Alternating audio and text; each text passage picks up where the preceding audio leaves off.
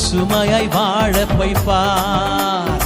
முதிர் வயதானாலும் பசுமையாய் அசுமையாய் கைகளை தட்டியாமே பாடி கொண்டாடுவோம், கோடி நன்றி சொல்லுவோம். பாடி கொண்டாடுவோம், கோடி நன்றி சொல்லுவோம். சத்தமாய் பாடி கொண்டாடுவோம், ஆமென். கோடி நன்றி சொல்லுவோம். நன்றி ராஜா.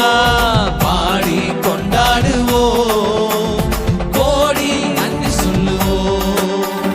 திருப்தியாக்கி நடத்திடுவார்,